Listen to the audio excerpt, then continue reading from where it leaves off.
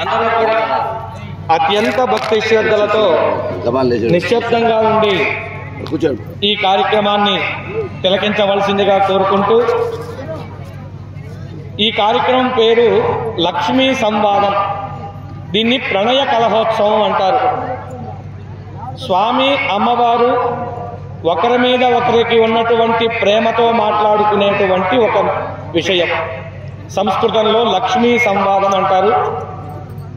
ఇక్కడ జరిగిన విషయం ఏంటి అంటే, స్వామివారు అమ్మవారు వైకుంఠంలో ఎప్పుడూ కలిసి నివసిస్తూ ఉంటారు. కానీ ఈరోజు మాత్రం అమ్మవార్లను లోపల వదిలేసి అమ్మవార్లకి చెప్పకుండా స్వామి అశ్వవాహనాన్ని అధిరోహించి అలా తిరిగి చాలా సమయం తర్వాత ఆలయానికి రావడం జరిగింది. ఇంతలో ఇక్కడ ఏం జరిగిందయ్యా అంటే, అమ్మవార్లు ఇరువురికి కూడా కొంచెం కోపం వచ్చింది.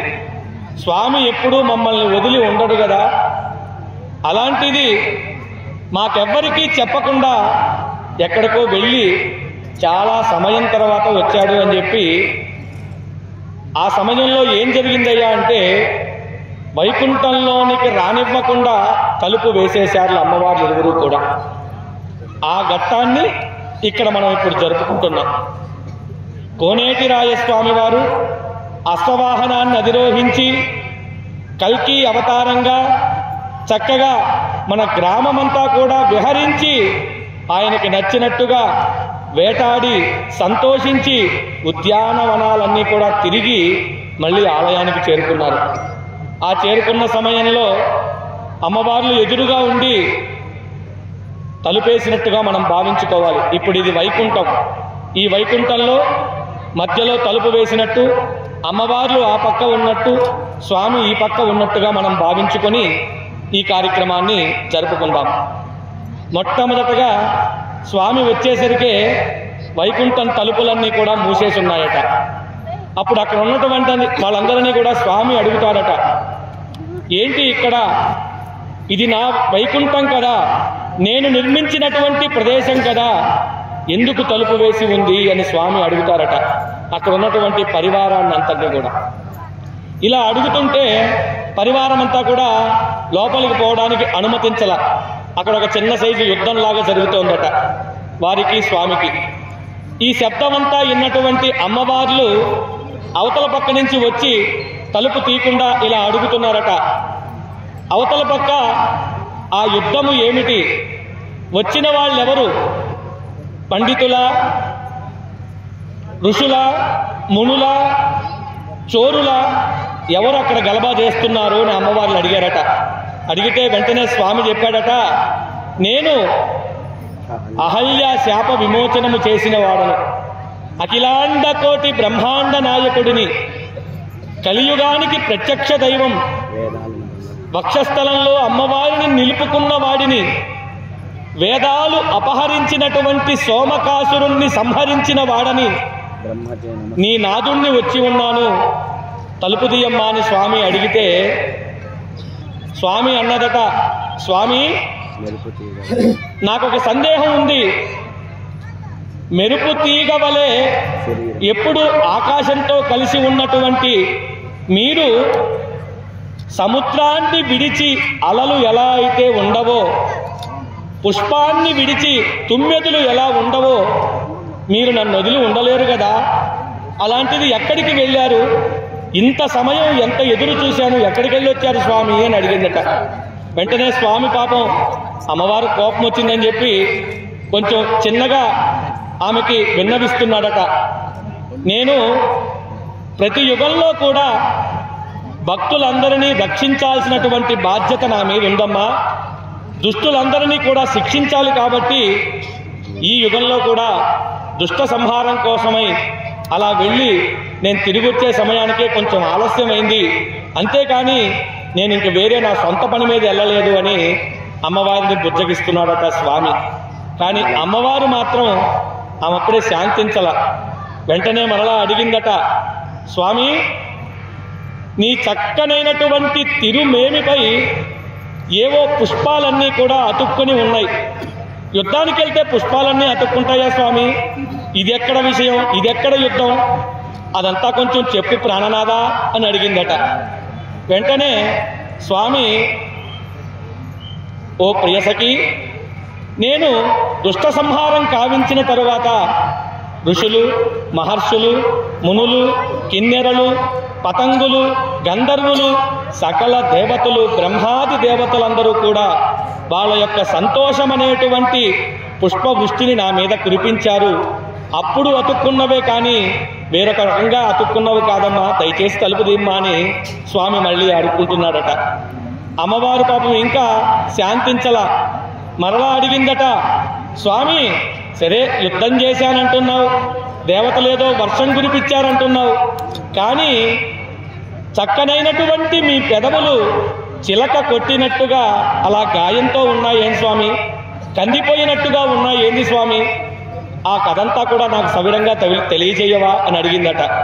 వెంటనే స్వామి చెబుతున్నాడట, నేను దేవతలందరినీ రక్షించడం కోసం, దుష్టులను శిక్షించడం కోసం, వాళ్ళని భయపెట్టాలి అంటే నా చేతిలో ఉన్నటువంటి శంఖాన్ని గట్టిగా ఊదాలి. ఆ శంఖాన్నే పాంచజన్యం అంటారు. ఆ పాంచజన్యాన్ని గట్టిగా ఊడడం ద్వారా ఏర్పడినటువంటి గాయమే కానీ ఏ చిలక కొట్టిందో నువ్వు అనుకునేదో కాదు తల్లి, తలుపు దియ్యమ్మా, ఇప్పటికే ఆలస్యమైంది అని స్వామి మరలా అడిగాడట. అమ్మవారు ఇంకా ఆమె శాంతించలా, ఇంకా ఆమెకు సందేహం తీరలా, మరలి అడిగిందట. స్వామి, సరే ఇదైతే చెప్పేసావు, తప్పించుకున్నావు, కానీ నీ నల్లని శరీరం అంతా ఎర్రని గోటి గాయాలు కనబడుతున్నాయే, అవెట్లా వచ్చాయి స్వామి? యుద్ధానికి వెళ్తే ఇవి సమంజసం కాదు కదా అని అడిగిందట.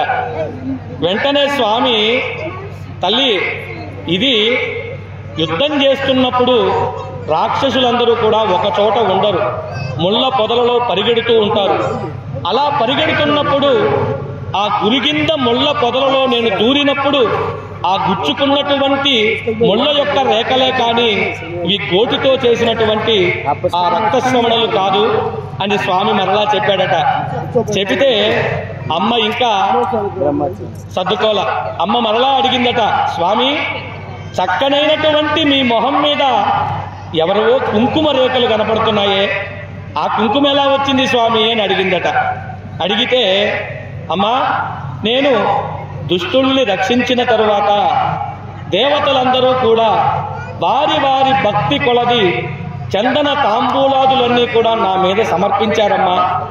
అలా ఏర్పడినటువంటి రేఖలే కానీ వాళ్ళు సమర్పిస్తున్నప్పుడు ఆ వాయువు గాలి వల్ల నా మొహం మీద పడ్డవే కానీ మరొక రకంగా వచ్చినవి కాదు తల్లి, దయచేసి తలుపు దిమ్మా అని మళ్ళీ వేడుకుంటున్నాడట.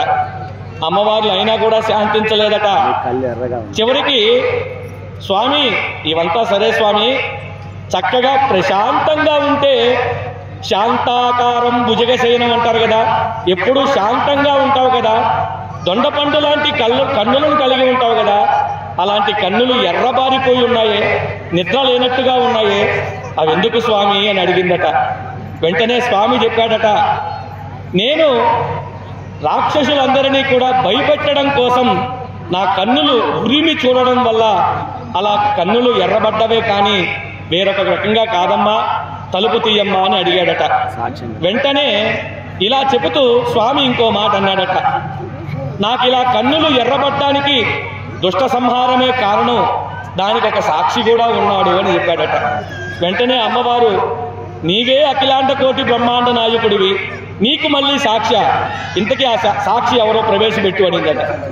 వెంటనే ఆ సాక్షి ఎవరో కాదమ్మా, రావణుడికి రావణాసుడికి ఆయుధాలను ఇచ్చినటువంటి వాడు, రామకథను ఎప్పుడూ వినవించేటువంటి వాడు, పార్వతీ యొక్క భర్త అయినటువంటి ఈశ్వరుడే నాకు సాక్షి అన్నాడట. వెంటనే అమ్మవారు పలికిందట, స్వామి, ఎంత అమాయకుడుగా ఉన్నావయ్యా, ఆయనే ఇద్దరిని మోసగించాడు, పార్వతినేమో ఎడం పక్క పెట్టుకున్నాడు, ఆమెకి తెలియకుండా గంగనేమో జటాజుటంలో ధరించాడు, ఆయన పోయి నీకు సాక్షి, ఇది ఎట్టా నమ్మేది స్వామి అనిందట.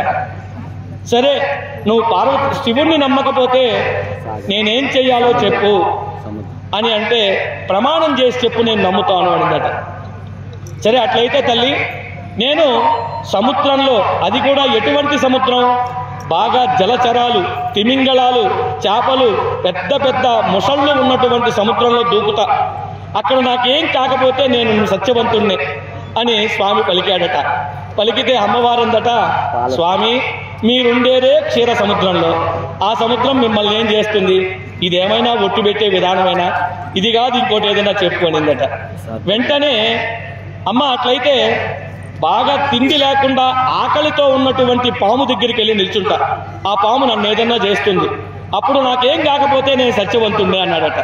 వెంటనే అమ్మవారు, స్వామి నువ్వు అమాయకుడువా లేక నన్ను అమాయకురాలు చేస్తున్నావా? రోజు నువ్వు పడుకునేదే ఆ పాము మీద, ఆ పాము నిన్నేం చేస్తుంది? 1000 పడగల పాము మీద నువ్వు రోజు పడుకుంటున్నావు, అట్లాంటిది ఆకలితో ఉన్న చిన్న పాము నీకో లెక్క, నువ్వు పట్టుకున్నా ఏమి చేయదు, నువ్వు నిలుచున్నా ఏమి చేయదు, ఈ ప్రమాణం కూడా చెల్లదు పో అనేసిందంట. వెంటనే సరే అట్లయితే బాగా ఉవ్వెత్తున మండుతున్నటువంటి అగ్నిలో దూకేస్తాను, అప్పుడు అగ్ని నన్ను దహిస్తుంది కదా, అప్పుడు నాకేం కాకపోతే అప్పుడైనా నమ్ముతావా అంటాడట. వెంటనే ఈ బ్రహ్మాండం అంతా కూడా నీలోనే ఉంది కదా స్వామి, నీ కడుపులోనే బ్రహ్మాండం అంతా దాచుకున్నావు, నువ్వే కోటి సూర్య ప్రకాశకుడివి, 100 మంది కోటి మంది సూర్యుల కాంతి నీలో ఉంది, అలాంటిది అగ్ని నిన్నేం చేస్తుందయ్యా అని అడిగిందట. అయితే వెంటనే స్వామి ఇవంతా కాదు, బ్రాహ్మణుల మీద, మునుల మీద, బ్రహ్మాది దేవతల మీద ఒట్టి వేసి చెప్తాను, ఇప్పుడైనా నమ్ముతావా అని అడిగాడట. లేదు లేదు, వారందరూ కూడా నీ శరీరంలోంచి ఉద్భవించిన వాళ్ళే, వాళ్ళందరూ కూడా నీ యొక్క దేవతా స్వరూపాలే, వాళ్ళు నువ్వు చెప్పినట్టుగా నీకు వత్తాసు పలుకుతారు, ఈ ప్రమాణం కూడా చెల్లదు అనిందట. వెంటనే ఇంకా నేను భూలోకానికి వెళ్ళి అక్కడ అత్యంత బరువైనటువంటి, విశిష్టమైనటువంటి, శక్తివంతమైనటువంటి వస్తువులు ఏముంటాయో వాటితో ఒక త్రాసులో తులతూగుతా, అప్పుడు నేను కానీ కరెక్ట్గా నిలబడితే సత్యవంతుణ్ణి అని అన్నాడట. స్వామి నీవు అణువులో అణువులు, తులసి గింజలో తులసి గింజలాగా అయిపోతావు, ప్రపంచమంతా నువ్వే అయిపోతావు.